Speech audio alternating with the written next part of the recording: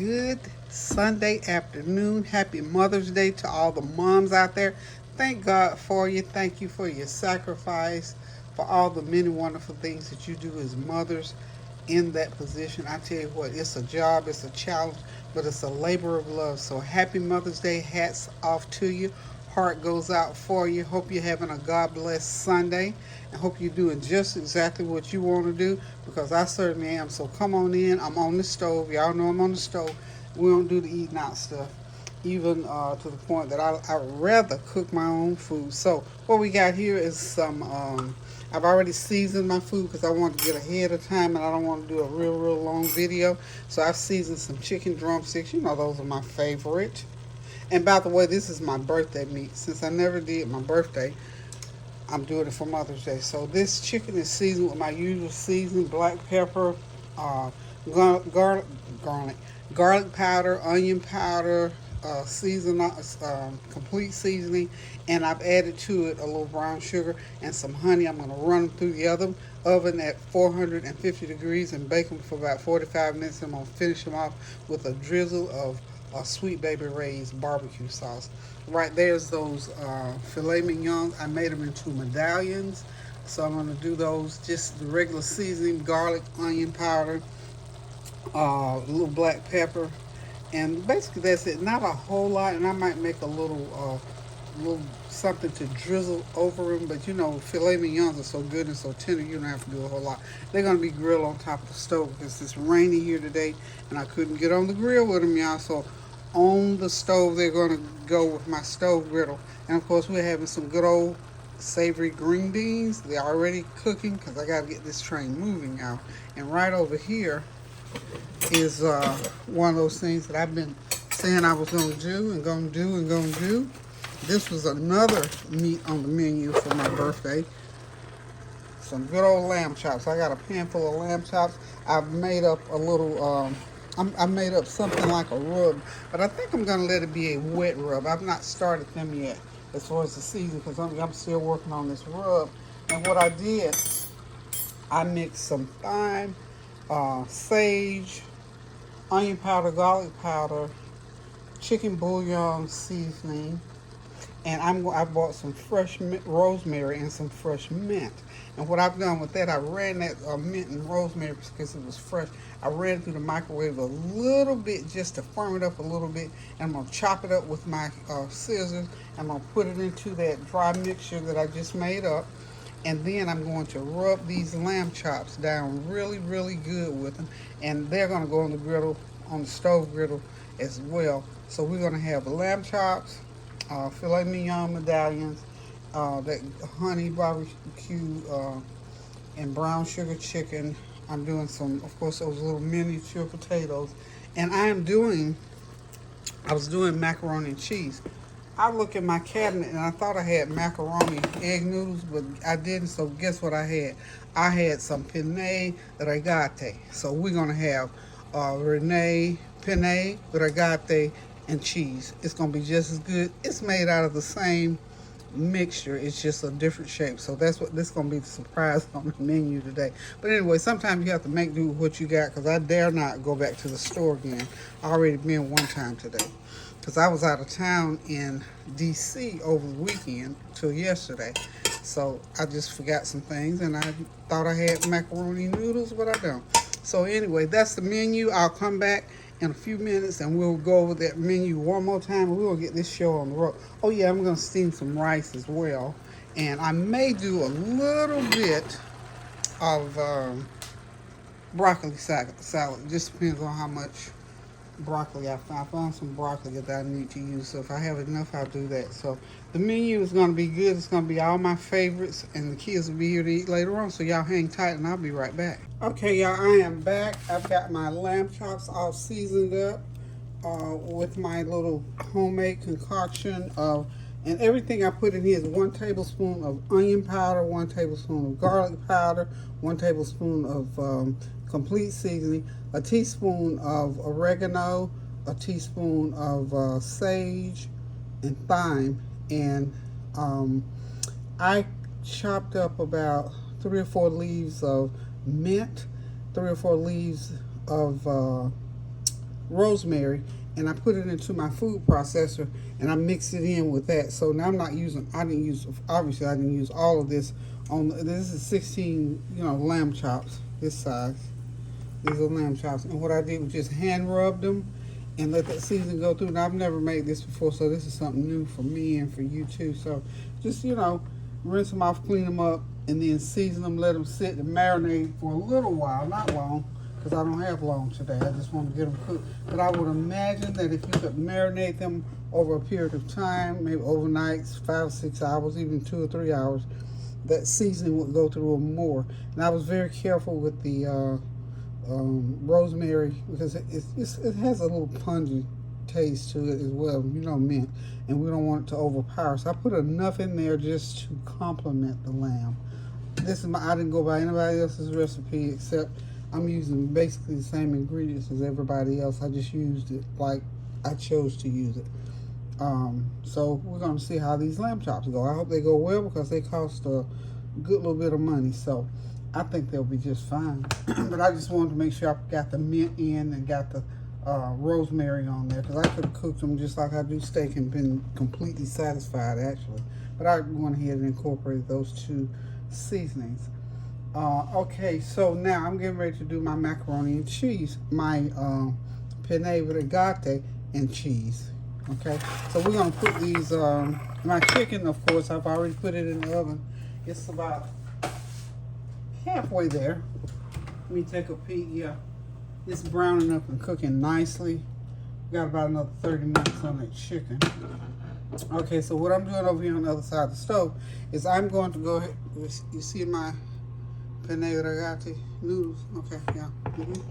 That's what we're having today. That's our mac and cheese thing today.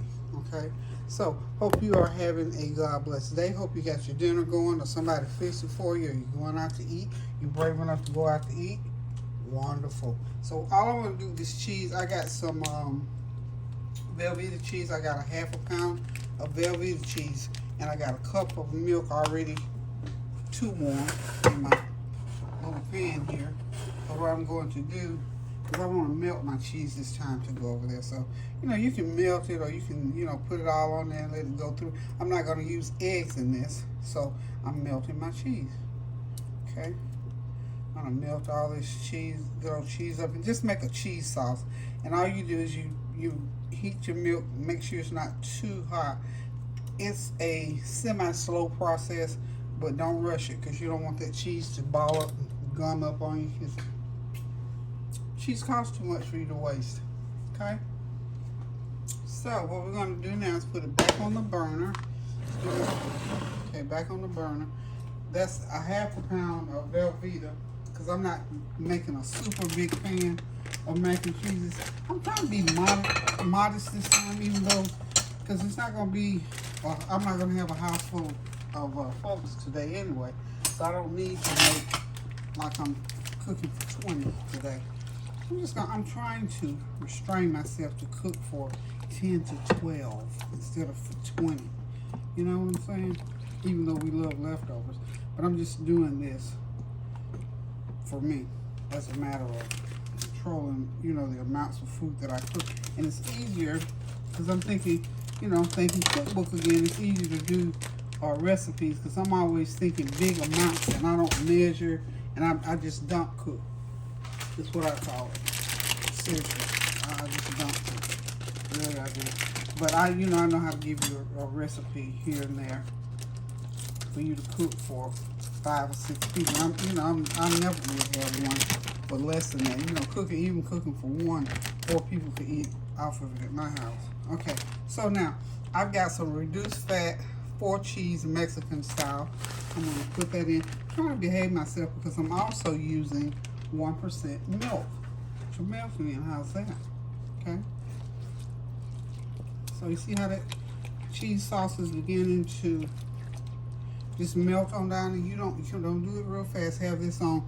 My stove has 1, 2, 3, 4, 5 like that. I've got this right. I started out to heat it up, get it real good and hot, and now I've got it on 3, because once it gets hot enough, it will go ahead and melt your cheese down, and you don't have to worry about it. Okay, now I've got a pound of sharp cheddar. So we're gonna have, let's see, 1 pound. We'll have about 2 pounds of cheese in this dish, okay? So think about, this is a half a box. So this is about 3 cups of the pasta and a pound, let's see, a couple pounds of cheese. We like lots of cheese. We'll get it all mixed. I'm not gonna put all this in the milk because I'm gonna have some for the top and a little bit to put in between. So it'll be nice and cheesy and tasty, y'all. I may have to put a little more milk in there. Yeah, I am going to put just a little bit more milk to make it more pliable. Okay. And as you will see, it's just so easy to do. Making macaroni and cheese is just simple. And you know, when you're talking about flavor and taste and all that, it just depends on whatever else you add into it to give you that flavor. And make sure you gotta have enough cheese now. Okay? So we're gonna mix this up real good. Put my camera back over here to my noodles. So you ladies that wanna do mac and cheese, this is how simple it is. And you know, in terms of how much you want, you can just about look at it and gauge how much cheese to use, how much you want in it, and all that kind of good stuff. Okay. Yum, that's good. Now what I'm going to do, I'm just going to pour all that cheese sauce right into the noodles. Right into the noodles. And we're going to, I love this pan that this is my new cookware. It cooks so well, y'all. And oh, by the way, I had a half a stick of butter already in there. So we're just gonna mix this. Mix. It's really good. And of course, when I cook my noodles, I put a little bit of salt in the water to knock the edge off. That's what I call it, just knock the edge off of that blandness of those noodles. Okay. So, just stir. And also, I'm gonna put me in some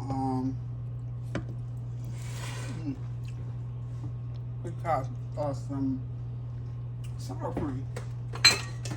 I almost forgot the name of it. I'm gonna put about a 1/4 cup of sour cream in there. Okay. And I'm gonna put half a teaspoon of my complete seasoning.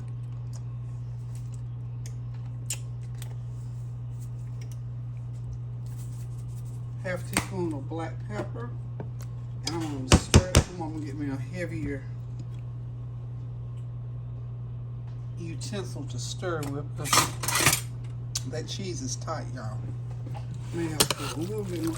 Yeah, this is all you have to do. Put a little bit more milk in there.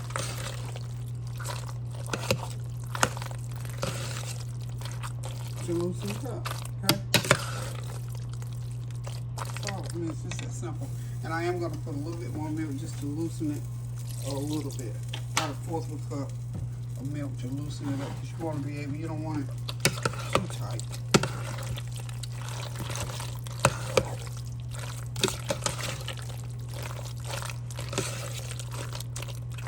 Now, oh yeah, my breadcrumbs. I'm going to put a few breadcrumbs in there. And we got macaroni and cheese, or penne rigati and cheese.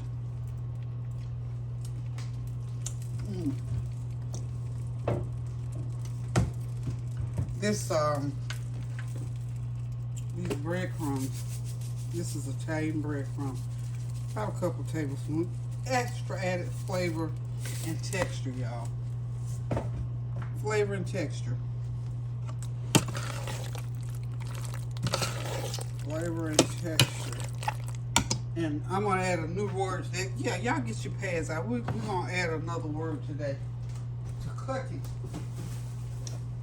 I'm going, because olive oil is so a part of my diet and because it has so many good things that supposedly happen to you, but I'm going to put me about 3 tablespoons of olive oil in there for fluidity.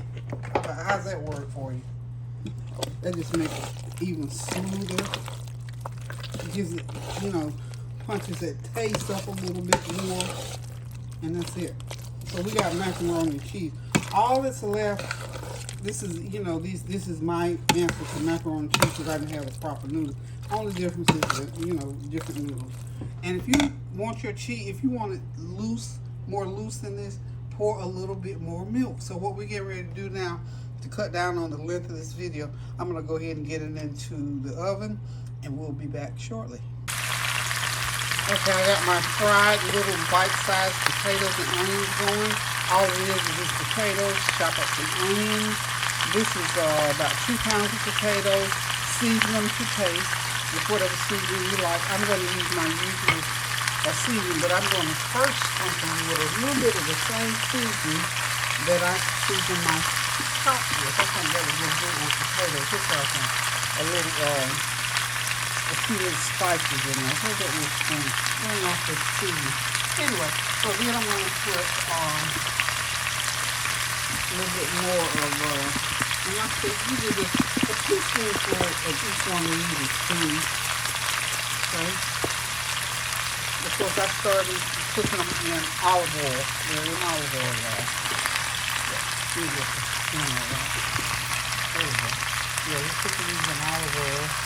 And just to give them a little bit of a punch and another little kick, I'm going to throw in a little bit of my cilantro lime just to give it a little bit different flavor. When I'm cooking, I like to, and this doesn't have a lot of salt. As you know, I haven't put any salt, and I won't be putting any salt. These are just herbs, spices. Yeah, it does have some salt content, but not like it would be if you using salt straight out of the box. This is my cookware, so it's going to cook these potatoes faster than, regular cookware would. And it cooks without water. So I want these to basically fry. I'm going to put some butter in those as well. I put about a couple tablespoons of olive oil in there so far. Okay. I've got some Smart Start. I'm going to put a couple tablespoons of Smart Start in there. Like so. And again, these potatoes, if you like more sauce on, they are so good. They just enhance any dish. Any dish. I cook them all the time, as y'all know by now. But I always like them. Of course, if you're going to do steaks or beef, you want potatoes to go with them. Okay. I got to sprinkle them with some. Where's my garlic powder and my onion powder? Everything that I'm doing there is a teaspoon. Garlic powder. Onion powder. I've got to get my cinnamon. Where's my cinnamon? Now, a little bit of black pepper. Okay.